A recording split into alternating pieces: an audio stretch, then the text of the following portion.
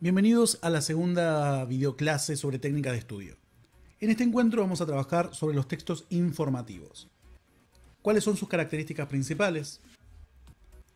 ¿Cómo es la estructura? ¿Sus recursos explicativos? ¿Y cómo podemos aplicar la técnica de subrayado de ideas principales y secundarias?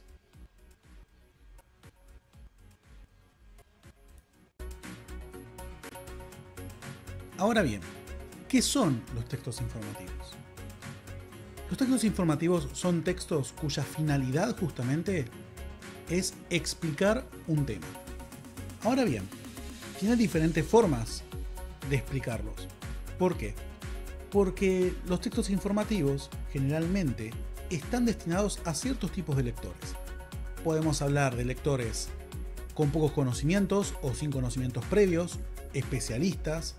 De acuerdo al tipo de lector, justamente al que está dirigido, va a ser el nivel de complejidad del texto. Ahora bien, ¿dónde podemos encontrar los textos informativos? Los podemos encontrar en manuales escolares, en los diccionarios, en los artículos periodísticos, los textos científicos o técnicos, las biografías. Cabe aclarar que texto informativo, texto explicativo, expositivo, explicativo, estamos hablando de los mismos tipos de textos, es decir, que son sinónimos.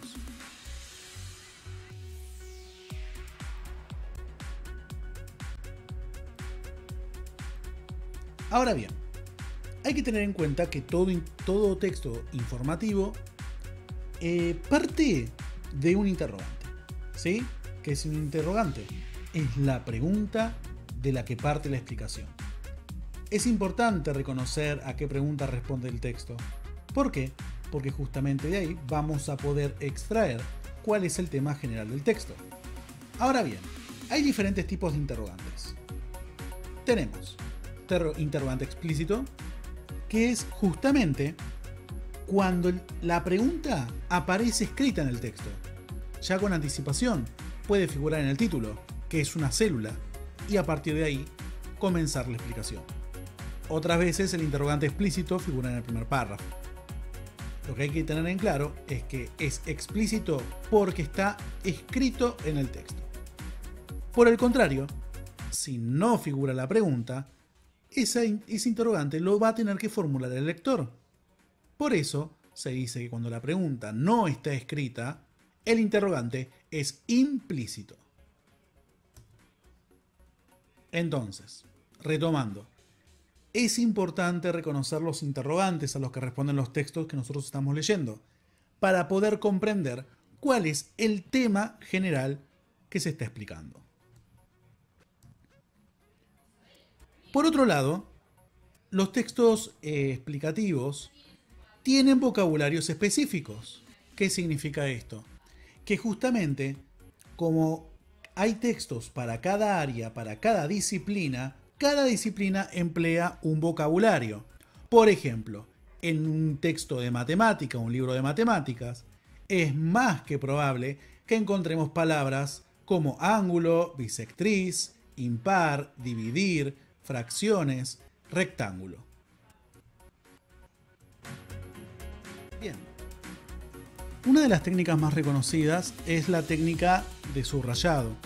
Y una de las dudas que suelen surgir entre los estudiantes es ¿qué es lo más importante para que yo subraye? Es necesario que conozcamos cuál es la estructura del texto que tengo delante.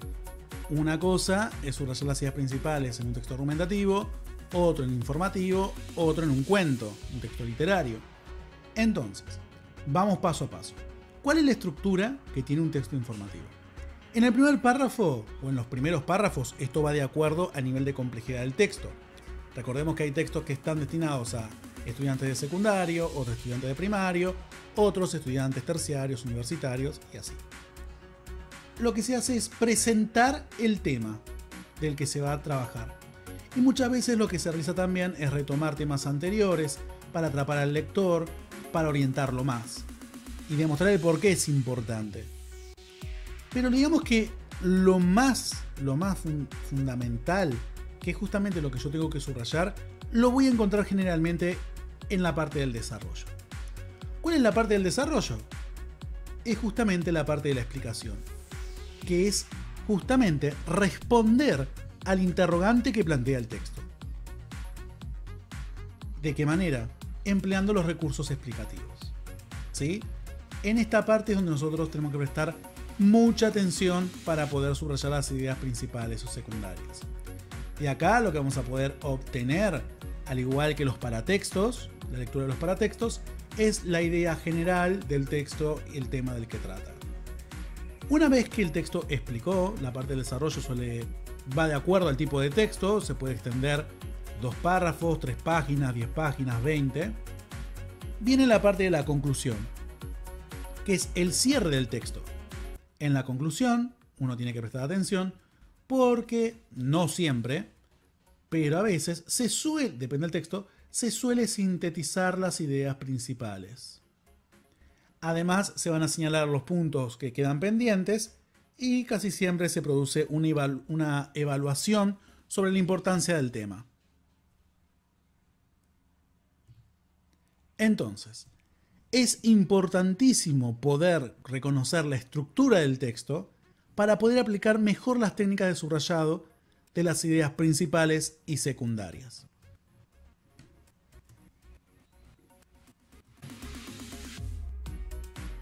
Los recursos explicativos son las estrategias o mejor dicho, las herramientas con las que cuenta la persona que expone, ya sea mediante un texto o en forma oral, para poder explicar un tema y garantizar que el lector o el oyente comprenda lo que se está explicando. Muchos de estos recursos nosotros los reconocemos, otros los vamos a pasar a explicar. Recursos tales como las comparaciones, los ejemplos, las clasificaciones, las enumeraciones, descripciones, uso de metáforas, definiciones, reformulaciones, citas de autoridad, explicación de causa-consecuencia, enunciados generales y analogías. Pasemos a explicar qué son las definiciones. Las definiciones, lo que se plantea es la exposición justamente de los significados de palabras, de términos, y para reconocerlos en el texto tenemos que tener en cuenta que la construcción de una definición consta de varias partes. Primero se menciona la palabra explicar, luego aparece lo que es el verbo de denominación. Es, son, se denomina, se llama, se define, recibe el nombre de. Vamos a un ejemplo. Se denomina, va el verbo de denominación, bosque psamófilo, la palabra explicar, aquella información de vegetal boscosa que se desarrolla en, es decir, que a continuación va la definición. Es importante conocer también la estructura de las definiciones porque no siempre se enuncian de la misma forma. Una reformulación es volver a explicar un tema, pero empleando otras palabras. La idea justamente es que el lector o nuestro oyente comprenda lo que estamos diciendo. Nosotros en las conversaciones solemos utilizarlo muchas veces. Algunos de los marcadores que nos van a servir para tener en cuenta dónde hay una reformulación son, es decir, en síntesis, en otras palabras, para que se entienda mejor, aclarando, o sea, etc. Acá tenemos un ejemplo. Identifican otra formación vinculada, pero distinta, a la que se denomina matorral espinoso psamófilo. Es decir, que donde no había bosque, ahora se confirma la existencia de uno. Este es decir, nos indica que lo que sigue a continuación es una reformulación. ¿Para qué nos sirve a nosotros esto? A veces ocurre que nos encontramos ante textos muy pesados, muy complejos, y que cuando aparecen las definiciones no logramos entenderlas. Entonces, si apuntamos a las reformulaciones, nos va a garantizar comprender mejor lo explicado. Vamos al siguiente. La cita de autoridad. La cita de autoridad se emplean para poder transmitir un saber conocido de la mano de un especialista. No es lo mismo que yo plantee una definición que dijo Virginia, mi vecina, a que la diga un especialista, un médico relacionado con el tema que yo estoy tratando. Esto va a ayudar a que lo que yo estoy diciendo sea más creíble, tenga mayor veracidad. Las citas de autoridad refuerzan los textos. Vamos a un ejemplo. Según el nutricionista Juan Francisco, acá aparece ya la autoridad, el especialista. La dieta mediterránea basada en el consumo de frutas, verduras, pescado y el aceite de oliva es la mejor para llevar una vida sana y equilibrada. Es decir, cuando nosotros planteamos una cita de autoridad, va el nombre del especialista y lo que dijo. Vamos a otros recursos. Recurso causa-efecto, o también conocido como causa-consecuencia. Es una manera de enunciar una situación planteando primero la causa o el hecho y luego explicando la consecuencia o lo que es el efecto. Por ejemplo, perdió el tren porque se quedó dormido. Perdió el tren está indicando cuál es el hecho, ¿sí? Lo que ocurrió. Porque se quedó dormido está implicando lo que es la causa o la consecuencia. También tenemos las analogías. Las analogías se parecen mucho a las comparaciones. Acá lo que se presentan son situaciones con mucha semejanza. Por ejemplo, el agua es la vida, lo que la nafta a un automóvil. Conociendo ya la estructura y los recursos de los textos informativos, podemos pasar a la técnica de estudio de subrayado y notas al margen. Bien, ¿qué hay que tener en cuenta al momento de subrayar?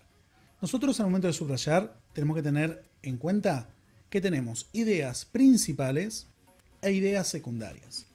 Las ideas principales son justamente todos los conceptos centrales que el texto quiere transmitir. Recordemos que tenemos los recursos explicativos, todos esos recursos que apunten al tema general del texto, ¿sí? Van a ser las ideas principales. Para eso es muy recomendable emplear un color determinado al momento de subrayar, o bien hacer un subrayado más grueso para diferenciarla de las ideas secundarias. Las ideas secundarias es la información que se va a desprender de las ideas principales. Es necesario subrayar las ideas secundarias que sean muy precisas, es decir, que ayuden a lo que es la interpretación global del texto. Para ello es importante utilizar o bien una línea más finita, ondulada, o también se puede optar por utilizar otro tipo de color. Ahora, una vez que yo subrayé las ideas principales y secundarias, tenemos otra estrategia de estudio que a nosotros nos va a ayudar a poder visualizar de una forma muchísimo más fácil la estructura del texto y cómo está jerarquizada la información. Y en este momento es cuando vamos a hablar de lo que son las notas al margen. Algo muy importante: nunca subrayan las ideas en la primera lectura. Lo mismo va a ocurrir con las notas al margen.